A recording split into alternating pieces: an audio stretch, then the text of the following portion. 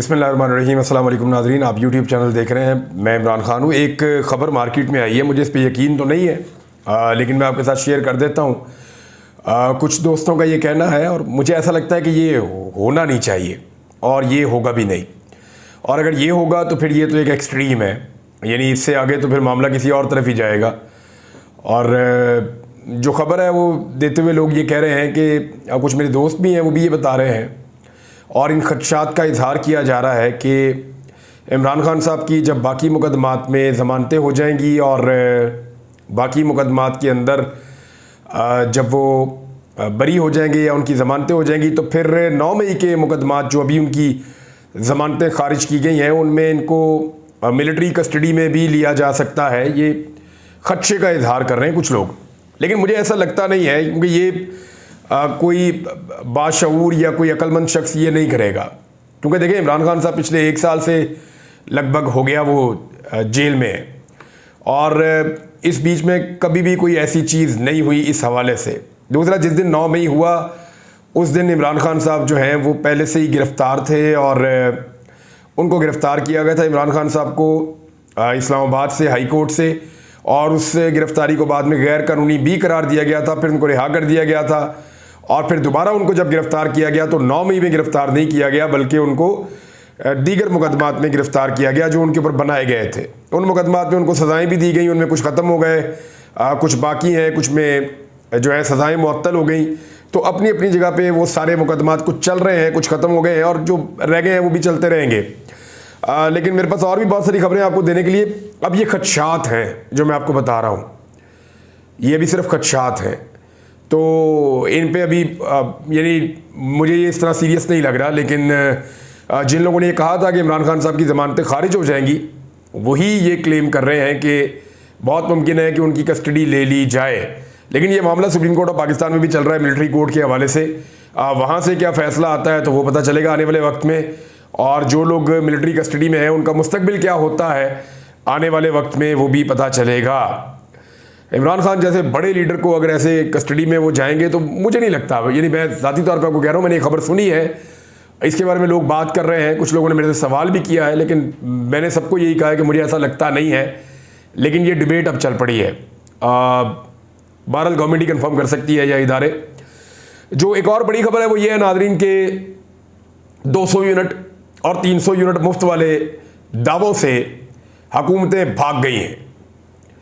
यानी बिलावल ने और मरीम नवाज ने और शहबाज शरीफ ने, इन सारों ने नारे मारे थे और इन सारों ने गले फाड़ फाड़ के जलसों में लोगों को कहा था कि 200 यूनिट तक जो बिजली इस्तेमाल करेगा उसका बिल मुफ्त, ख़त्म, ज़ीरो लिखा हुआ आएगा बिल के ऊपर, कोई टैक्स नहीं, कुछ नहीं, ख़त्म। और बल्कि फिर बाद में कहना शुरू हो गया, जब मुकाबला इनका बढ़ गया तो बिलावल और शरीफ ख़ानदान, यानी जरदारी ख़ानदान और शरीफ ख़ानदान, ये दोनों पब्लिक को ये कहना शुरू हो गया कि 300 यूनिट तक भी अगर बिल आएगा तो मुफ्त, ज़ीरो लिखा हुआ आएगा उसके आगे, हम आपसे 300 यूनिट तक भी बिजली का बिल वसूल नहीं करेंगे, ये भी इन्होंने कहा। और उसके बावजूद लोगों ने इनको वोट ही नहीं डाला। यानी पाकिस्तानी अच्छी तरह जानते थे फ्रॉडी हैं, झूठ बोल रहे हैं, फ्रॉड कर रहे हैं, धोखा दे रहे हैं।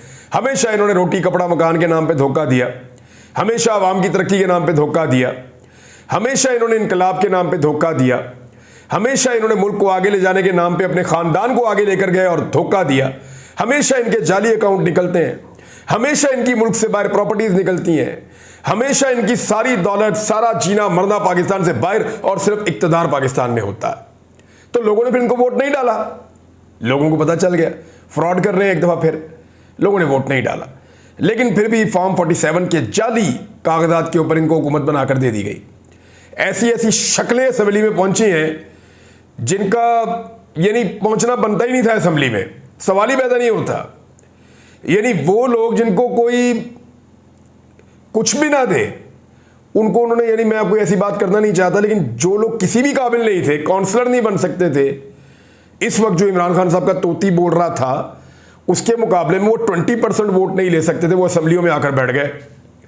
MKM वालों को आप देखें, कराची के लोग हलफ लेते हैं, कस्में खाते हैं कि पूरे पूरे मोहल्ले ने वोट जो है वो इमरान खान के उम्मीदवार को डाला है।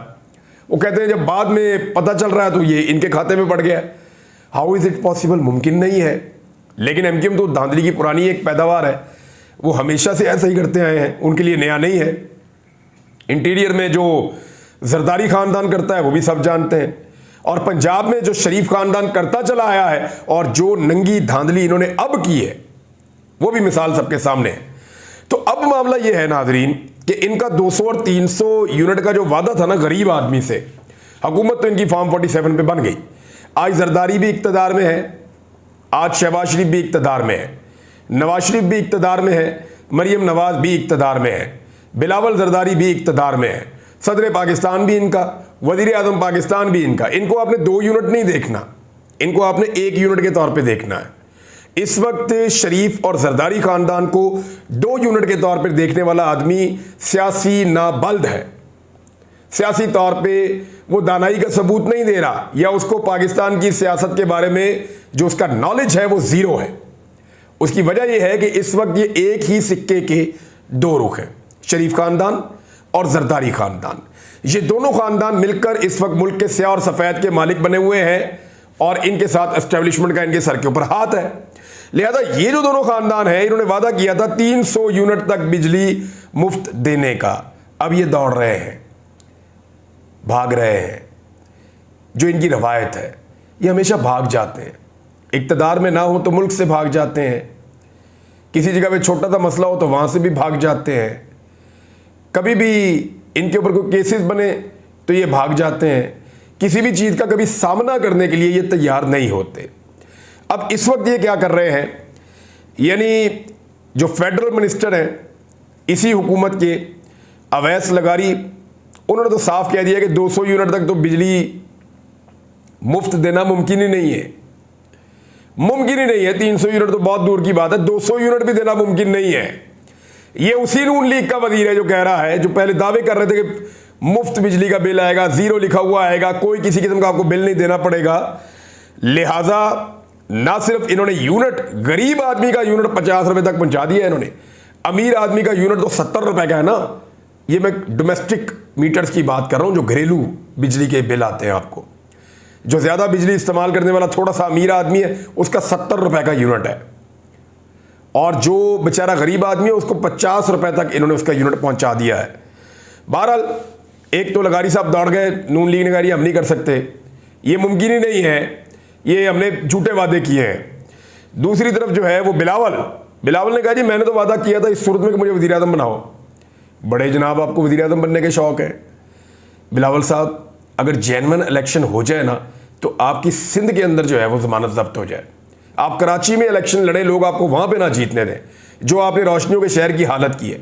हाँ, इंटीरियर में पाकिस्तान पीपल्स पार्टी एग्जिस्ट करती है भुट्टोस के नाम के ऊपर, लेकिन बिलावल जरदारी साहब, आप लोगों ने जो इस वक्त सियासत की है, जो सिंध के बासियों का हाल किया है, जो किसान का हाल किया है, जो सैलाब के बाद आपने सिंधियों को पानियों में डूबता हुआ छोड़ दिया है, लोग आपको वोट डालना ही नहीं चाहते। आप इसीलिए इलेक्शन से भाग रहे थे जब तक कि धांधले का पक्का पूरा बंदोबस्त ना हो जाए। अब धांधला करके आप हुकूमत में आ गए हैं तो बहुत बड़ा धांधला चाहिए आपको वज़ीर आज़म बनाने के लिए। अब ये सारे शौक तो पूरे नहीं होते। आप इक़्तिदार में हैं, आपके वालिद जो है वो सदर पाकिस्तान है, आपकी अपनी पार्टी जो है वो हुकूमत में है, वज़ीर आज़म आपका है, वज़ीर तवानाई आपका है, तो दें बिजली अब। यानी मैं वज़ीर आज़म बनूंगा तब दूंगा, यानी ये कोई डिक्टेटरशिप है इस मुल्क में, या कोई आप शहनशाह हैं, या कोई आप बहुत बड़े बादशाह हैं कि आपको सर पे ताज रखा जाएगा फिर आप गरीबों को नवाजेंगे? नहीं, आपने पॉलिसी के साथ करना था। You are part of this government. ये नहीं हो सकता कि आपके सर पे ताज रखेंगे फिर ही आप काम करेंगे। ताज आप लोगों के पास है, अब आप जिसके मर्जी सर पे रखें, मर्जी आपकी है, जो मर्जी बन जाए वज़ीर आज़म, लेकिन अवाम से किए हुए वादे आपको पूरे करने पड़ेंगे। हम आपको याद दिलाते रहेंगे। एक और खबर है नाज़रीन, और ये फेडरल गवर्नमेंट ने मौक़िफ़ दिया है। ISI का जो फ़ोन टेप करने की सहूलत उनको दी गई है, उसके ऊपर एक नोटिफिकेशन जारी किया गया। उसमें वज़ीर कानून का अपना एक मौक़िफ़ आया है। उन्होंने कहा कि फ़ोन टेपिंग का काम जो है वो कानून के दायरे में उसको अब लाया गया है। ये मैं आपको पिछले वीडियो में कह रहा था कि फ़ोन टेपिंग तो होती है लेकिन अब कानून के तहत होगी। उन्होंने कहा 1996 का एक कानून है और उसके साथ तरमीम की गई है। इसी कानून के तहत पहले भी कॉल रिकॉर्ड होती हैं, जो इसका गलत इस्तेमाल करेगा उसके खिलाफ कार्रवाई होगी। ये बहुत बड़ा दावा कर दिया उन्होंने कि जो गलत इस्तेमाल करेगा उसके खिलाफ कार्रवाई होगी। इससे पहले क्या कार्रवाई हुई है, कोई एक कार्रवाई दिखा दें। दूसरा, उन्होंने कहा कि आइन में जो आज़ादियाँ हैं वो किसी सूरत सलब नहीं की जा सकती। 1996 से ये कानून है, इस दौरान 5 हुकूमतें आई हैं, किसी ने इसे नहीं छेड़ा।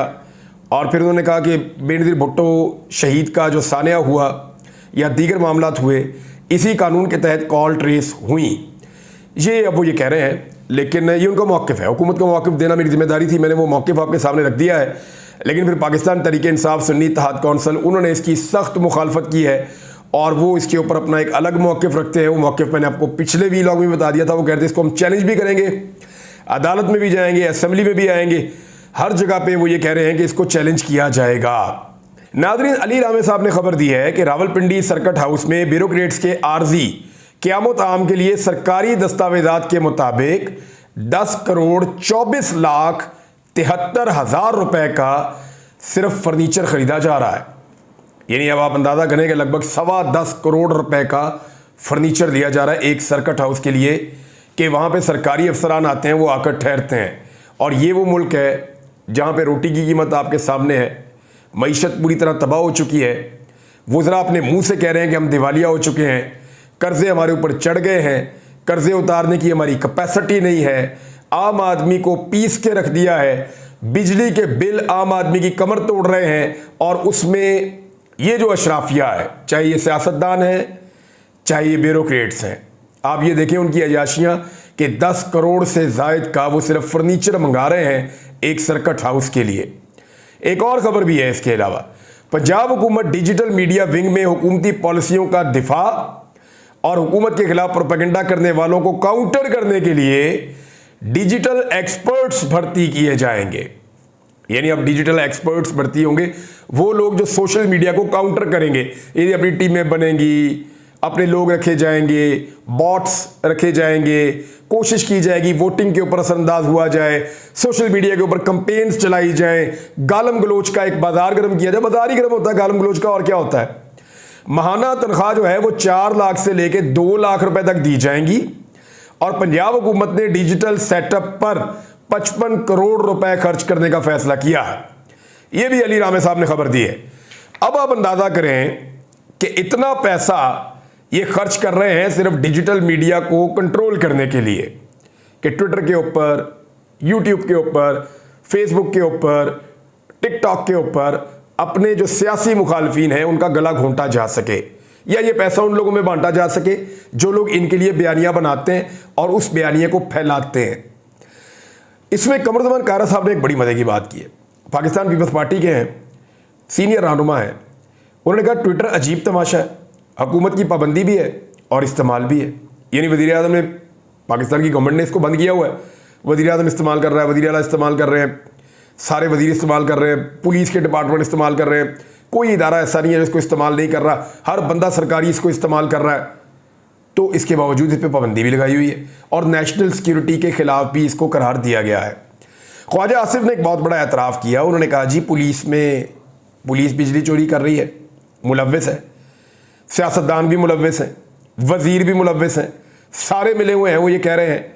ये कहने के बाद जो ख्वाजा साहब ने आगे जाकर कहना है ना, वो भी मैं आपको बता देता हूँ कि वो ये मामला भी उठा के अब लॉ इन्फोर्समेंट के बड़े इदारों के सपुर्द कर देंगे।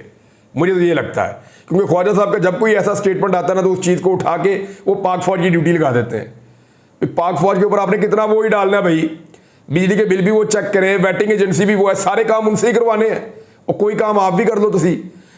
और मियाँ जावेद लतीफ़ साहब ने एक और स्टेटमेंट दिया है, क्योंकि मियाँ साहब जो है ना वो पब्लिक के अंदर कहीं ना कहीं जाते हैं, और MNA वो नहीं बने इसलिए असेंबली में जाने के बजाय वो ज़रा लोगों में फिरते फुरते रहते हैं, तो उनको इन्फॉर्मेशन मिलती है। खासे फ्रस्ट्रेटेड हैं क्योंकि PMLN की दुर्गत बन गई है पूरे पंजाब में और वो इसका शिकार हो रहे हैं। उन्होंने कहा लोगों के अंदर इज़्तिराब बढ़ता जा रहा है, लोगों की तकलीफ़ बढ़ती जा रही है। अगर नवाज शरीफ वक्त पर ना बोले तो लोगों का गम व गुस्सा बढ़ता जाएगा। ये बिल्कुल ठीक कह रहे हैं। नवाज शरीफ को डिसोन करना पड़ेगा तमाम फैसलों को। उन्हें ये कहना पड़ेगा कि ये जो कुछ हो रहा है, जितनी महंगाई हुई है, जितनी इकॉनमी की तबाही हुई है, हमने तो सिर्फ डील की थी अपने केसेस से जान छुड़ाने के लिए। हमने तो सिर्फ डील की थी कि हमारी जान छूट जाए हमारे केसेस से, हमारे मामला सीधे हो जाएं, हमारे ऊपर हाथ हौला रखा जाए। लेकिन जिस तरह हमें इक़्तिदार में फंसाया गया, उसके बाद हमसे जो फैसले करवाए जा रहे हैं, ये इन फैसलों में हमारा किरदार नहीं है। तुम ये सब साफ बोले कि ये जितना बेड़ा गर्क हुआ है मुल्क, और मैंने कल को ये कहना है। आज ये बैठे हुए ना बड़े आराम से, और मरियम नवाज के बकौल मुझे वो तरीका अच्छी तरह आता है, उसमें हाथ जोड़ने पड़ते हैं, उसमें जूते साफ करने पड़ते हैं, तो आज बड़े शौक से ये काम कर रहे हैं। कल को इन लोगों ने यही बयानियां लेकर आना है कि हमें फंसा दिया गया था, हम तो ये काम करना ही नहीं चाहते थे। एक आखिरी खबर मैं आप तक पहुंचाता हूं, वो जो बाइडन के हवाले से है, और ये इस वक्त अमरीकी सदर हैं। नवंबर में इलेक्शन आ रहा है अमेरिका में, ट्रंप इनके बड़े तगड़े कैंडिडेट हैं इनके मुकाबले में, और डोनाल्ड ट्रंप के इम्कानात कुछ ज़्यादा हैं। मैं अब ये नहीं कह सकते हम कि बहुत ज़्यादा फ़र्क है, लेकिन जो बाइडन के मुकाबले में डोनाल्ड ट्रंप कुछ आगे चल रहे हैं और उनके इलेक्शन जीतने के इम्कानात हैं जो सर्वेज आ रहे हैं। और जो बाइडन को उनके जो इंटरनल सर्वेज हैं उनके मुताबिक बेहतर उम्मीदवार नहीं समझा जा रहा ट्रंप के मुकाबले में। लेकिन जो बाइडन ने कहा जी मैं तो पीछे नहीं हटूंगा, उन्होंने बहुत क्लियरली कह दिया जो बाइडन ने कि मैं इस इलेक्शन को ज़रूर लड़ूंगा, सदारती दौर से बाहर नहीं निकलूंगा, आखिरी दम तक लड़ूंगा और मुकाबला करूंगा। देखें, जो बाइडन इस वक्त 81 साल के हैं और उनकी सारी ज़िंदगी की सियासत दांव पे लगी हुई है। यहाँ से अगर वो बैकफुट पे चले जाते हैं तो वो एक अच्छा इख्तिताम छोड़कर नहीं जाएंगे। हाँ, अगर वो लड़ते हैं और लड़ने के बाद हार भी जाते हैं तो ये कोई इतना बुरा इख्तिताम भी नहीं होगा कि उन्होंने फाइट किया, बहुत सारे वोट लिए।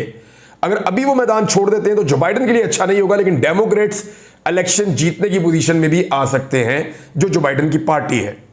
दूसरी जानब ट्रंप जो है वो भी शायद यही चाहते हैं कि जो बाइडन ही मुकाबले में आए, ताकि जो बाइडन को शिकस्त देकर वो इलेक्शन जीतकर एक मरतबा फिर अमेरिका के सदर बन जाएं। अब देखते हैं वहाँ क्या होता है। पाकिस्तान की फ्यूचर की जो सियासत है उसमें ये चीज़ें रोल प्ले करती हैं, इसलिए मैं आपको बताता रहता हूँ। अब तक के लिए इतना ही। अपना ख्याल रखिएगा, अपने इस चैनल का भी। अल्लाह हाफ़िज़।